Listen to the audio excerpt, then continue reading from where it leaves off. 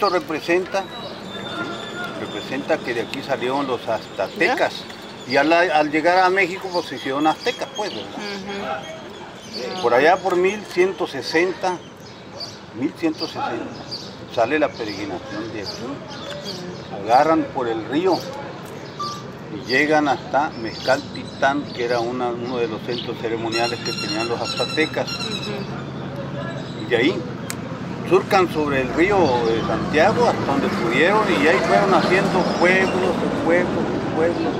y duraron 200 años para llegar a la Gran Tenochtitlán, y allá estuvo muy duro para hacerse el imperio que hoy se hizo capital de México. San Felipe Aztlán era una isla, una auténtica isla que se ha ido desapareciendo conforme los ríos y arroyos se modifican. En medio de esteros. Tenía dos grandes lagunas, la laguna de las Garzas y la laguna de la Sal. Por eso el nombre de Aztlán, lugar de garzas o de blancura, corresponde a lo que en realidad tenía ahí. Una selva extraordinaria, con una biodiversidad de primera magnitud. Entonces, ese Aztlán, que tanto se ha escrito sobre él, a la llegada de los españoles a la conquista, lo que hoy es el Distrito Federal en Tenochtitlan, empiezan a preguntar de dónde había venido los aztecas, los mexicas, y le dijeron que habían venido de una región del Aztlán, llamada así por ser de blancura en lugar de garza. Y empezaron a detallar cosas que todavía a la fecha existen. Muy importante señalar que desde aquella época ya los náhuatl, los aztecas, mencionaban a Aztlán, y no hay en todo el país ningún lugar que se llame Aztlán más que ese lugar. El maestro Enrique Hernández Abarza, el de Tepic, escribió un libro y en sus páginas nos muestra que desde el año 1530, y todo coincide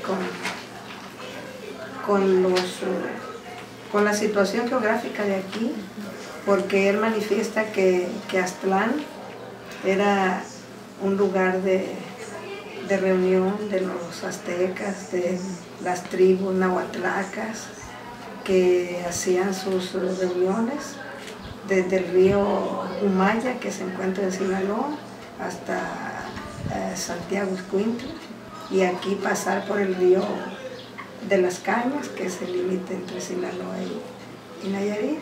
De igual manera el río Acaponeta señala una inundación en aquel tiempo, en donde las personas se salvaron arriba de los árboles, y cuando es mucho lo que habla de la avenida del Muñoz de Guzmán, donde pelearon y que un hombre valiente que se llamó el Rey Corinca, cuyo monumento está ahí enfrente de la iglesia, que él fue el último rey de Aztlán.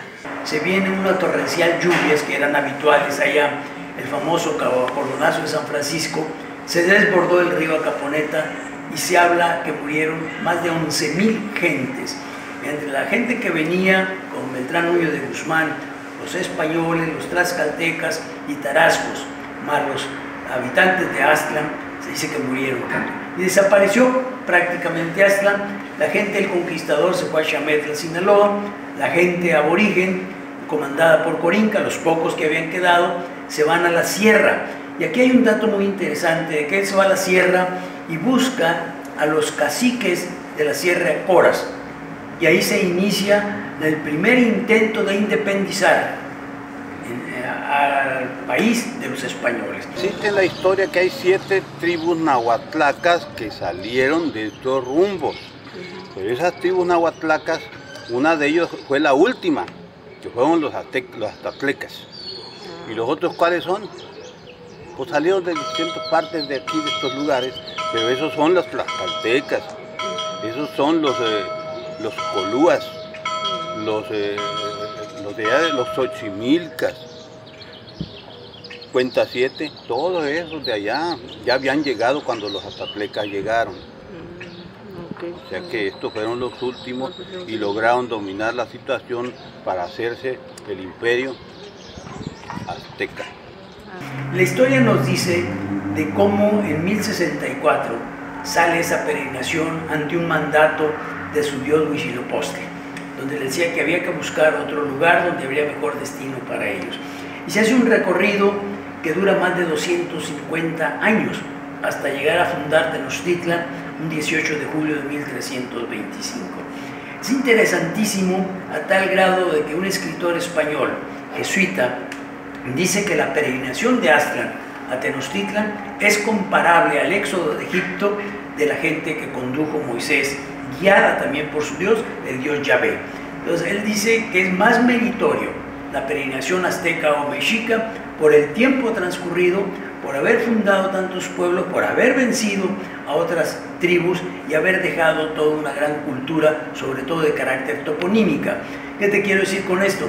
Que a partir de Sinaloa hasta donde llegaba el señorío de Aztlán, empezaron las terminaciones en Tlán, que quiere decir lugar de. Lo del medio indica lo de aquí, Tlán. Y luego ya se van caminando y esos jeroglíficos van marcando los lugares donde ellos iban llegando, haciendo un montón de pueblos por todo el camino. Y esa gran peregrinación que se va a hacer próximamente, precisamente van a ir tocando esos lugares que los aztecas hicieron. Esa es la gran importancia que tiene este poblado. Coinciden en las 7 cuevas que hay, 7 lomas o abultamientos de terreno, como son la del Coatepe, cerca de Caponeta, otra que está más por aquí, inclusive aquí en San Felipe, serán unas 10 cuadras para acá, y que se han encontrado vestigios como son objetos de obsidiana, puntas de flecha, cantaritos, muchos, y todos esos se reunieron para colocarlos en un lugar para que posteriormente se fundara un museo, y que ahorita por fortuna está también sobre eso.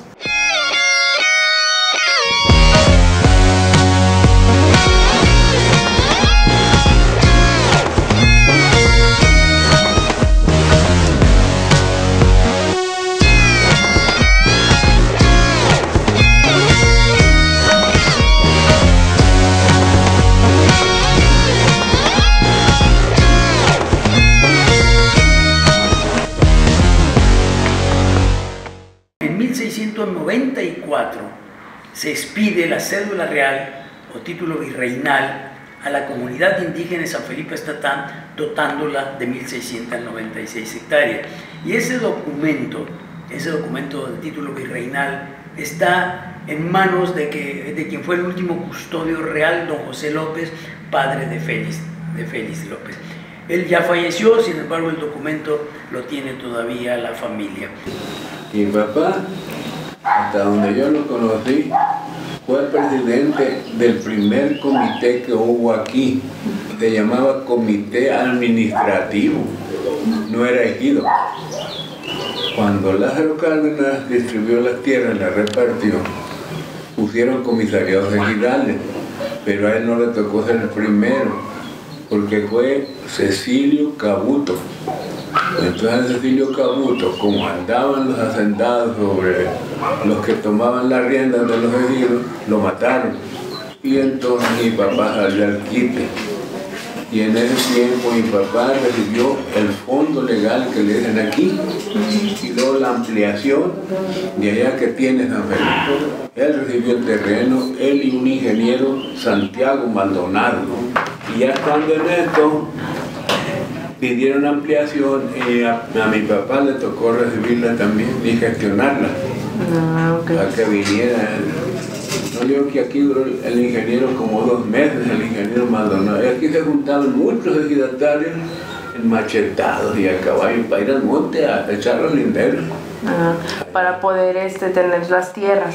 Exactamente, y ya sobre esas brechas le hicieron un plano, pero lo iban al comisario, creo que lo perdieron, no sé qué pasó. También es bueno señalar que San Felipe Estatlán, hoy San Felipe Estatlán, fue el primero en Nayarit en recibir la restitución de tierras en 1917 en base a la Ley Agraria de 1915, gracias al título virreinal de 1694. Entonces fue la primera y la tercera en todo el país en que le restituyeron tierras que le había el rey, que les había otorgado esa gracia, el rey amparado en el título virreinal. La familia empezaron a vivir y a formar, eso es lo que yo sé, es la familia Arciniega, la familia Maldonado y familia Medina. Esos son los que formaron las primeras familias. Ya vinieron agregándose. Y esos documentos que digo que se echaron a perder fue por Hilario Maldonado, fue presidente Hidalgo, quiso ser muchas veces, y no llegó el momento en que llegó a presidente Hidalgo, pero como era muy frágil, le decían que le iban a quitar y que le iban a quitar.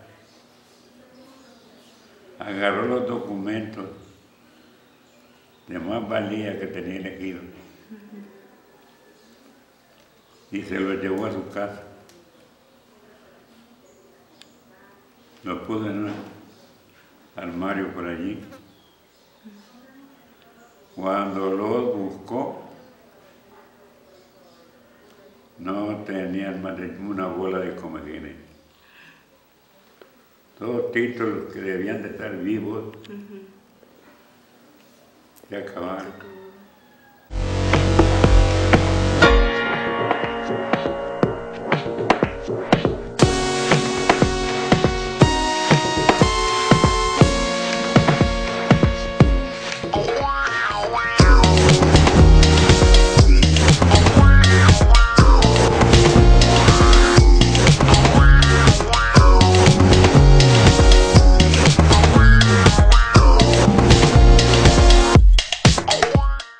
Se hizo la fiesta de la mexicanidad.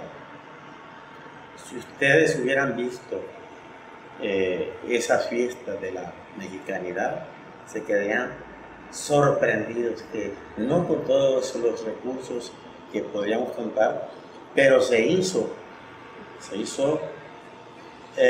como que si estuviéramos allá en Tenochtitlán. Se organizó un festejo muy bonito que se llamó el encendido del fuego de la mexicanidad.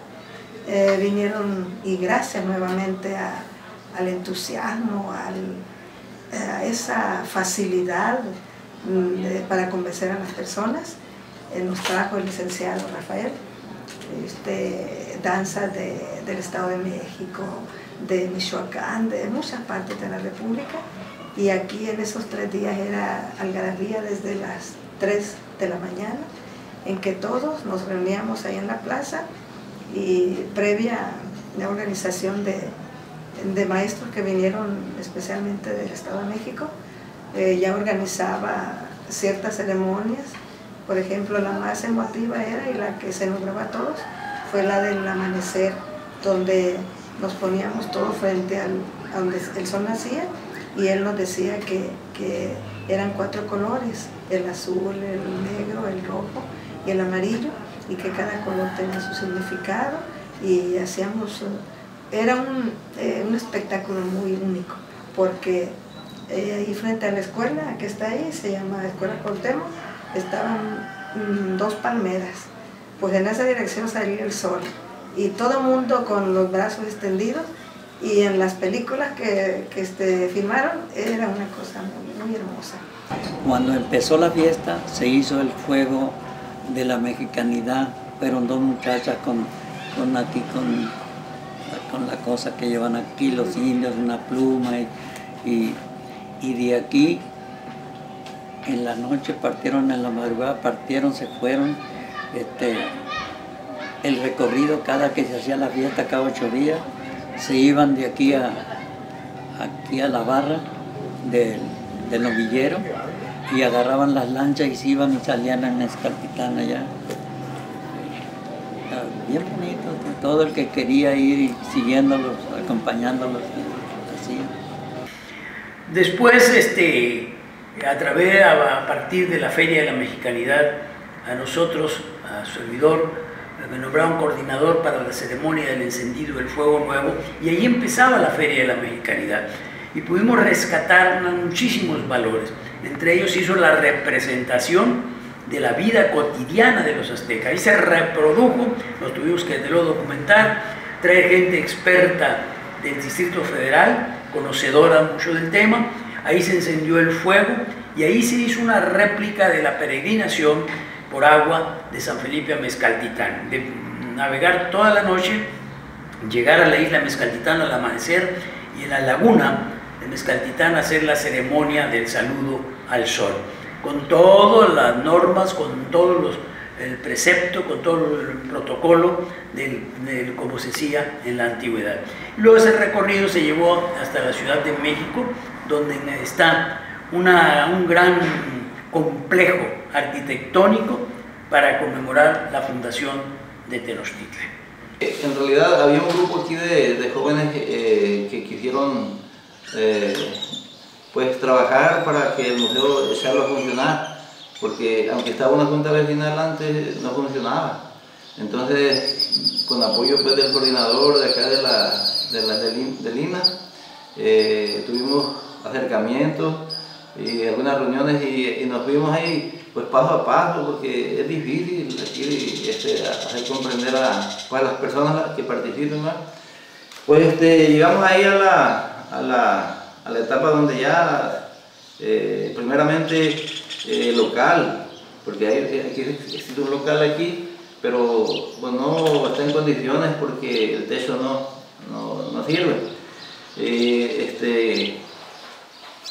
Acordamos pedir ahí unas oficinas que eran de correo, que ya estaban, como quien dice, fuera de servicio, y tuvimos algunos problemas porque no nos las cedieron rápido.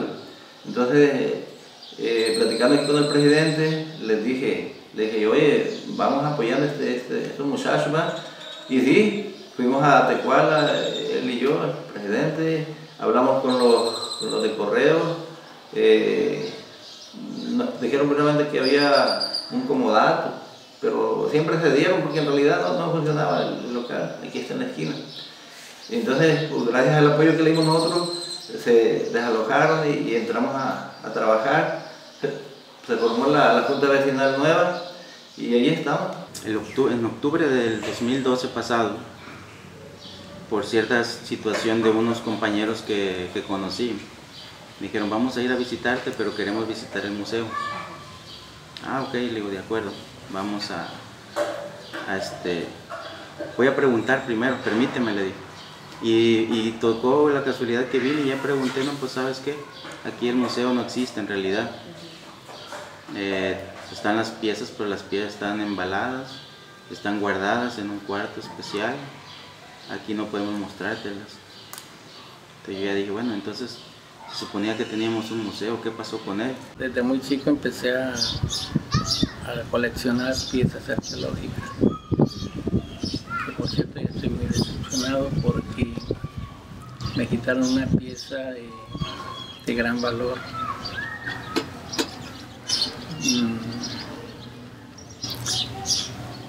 Y pues me pesó mucho porque tenía ya mucho tiempo con ella. Esa pieza es un códice, lo que se le llama piezas de códices porque tienen personajes. Y de la forma que me la quitaron fue diciendo que yo era un saqueador. Directamente de INA venía esa orden a catearme. Yo me sentí muy mal y yo ya dije, ¿qué objeto tiene formar un museo si las mejores piezas se las llevan?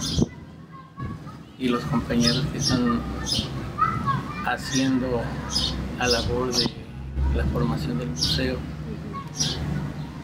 pues también están decepcionados.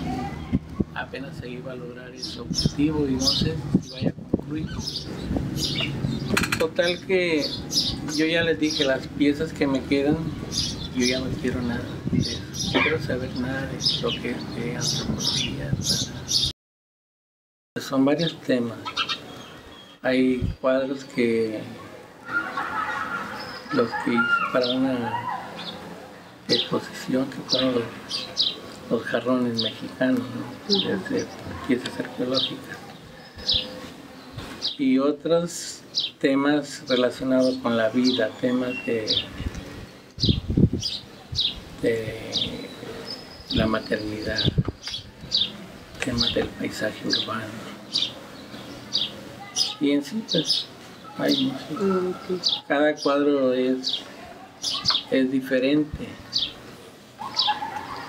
Y en cada cuadro que hace uno, pues se entrega a hacerlo y que realmente la gente lo entienda, lo comprenda.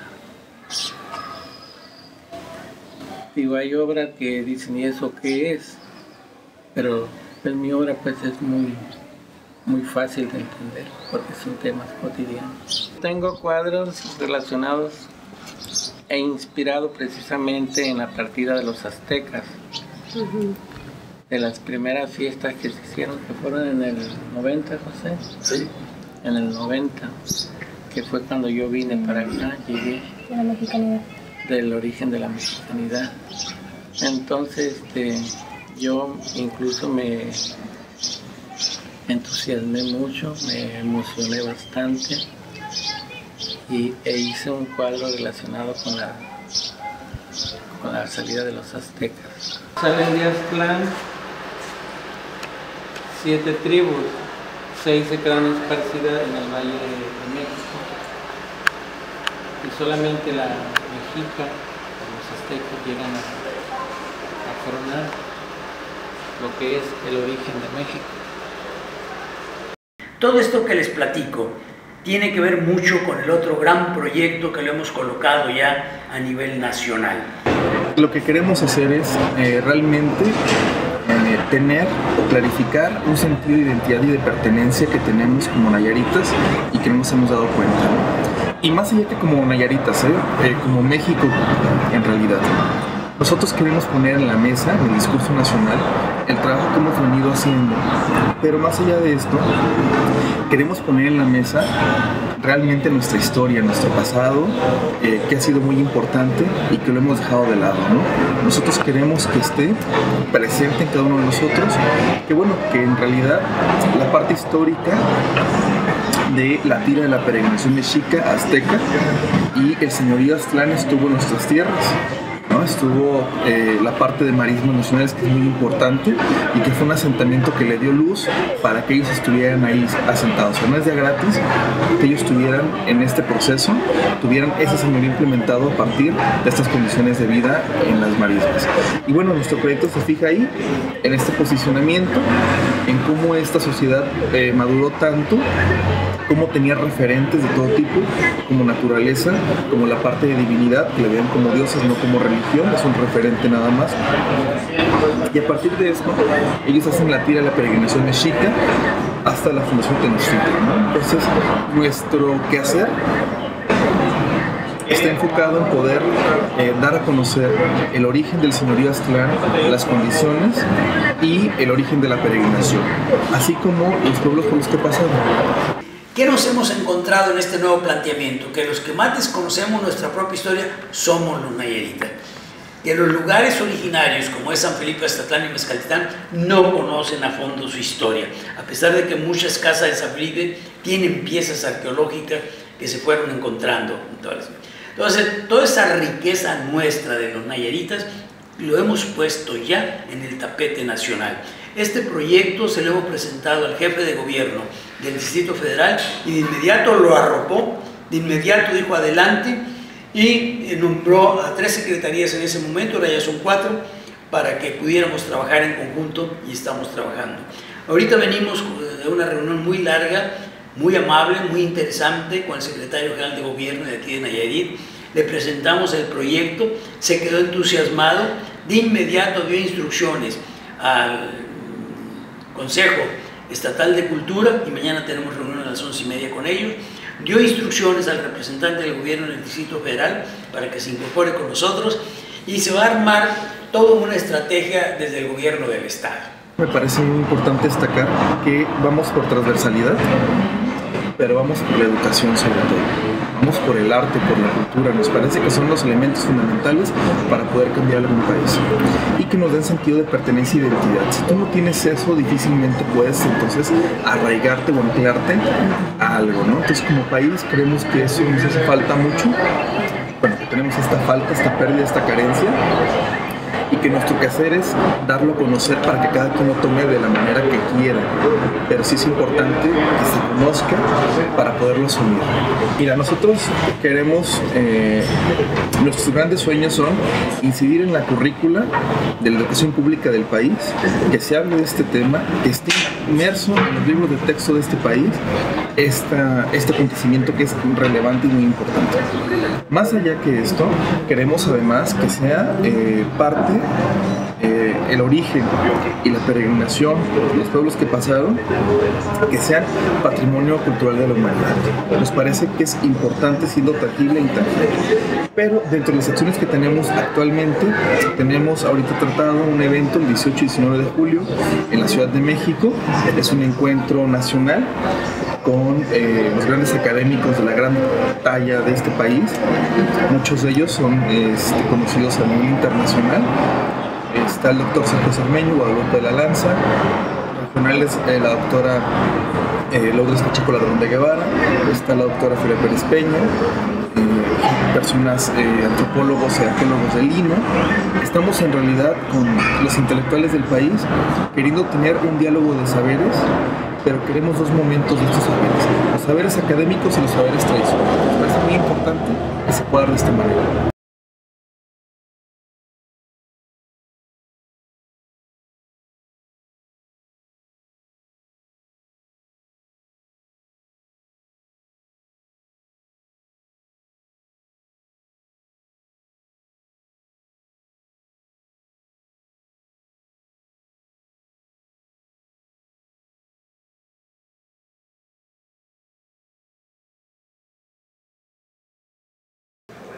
En nuestro México sacó primer lugar en las banderas, en el concurso de banderas, por lo que significaba, por su verde de sus campos, por su blanco, de la inocencia de los mexicanos, la bondad, y el rojo por la sangre, dice la historia, que derramaron los.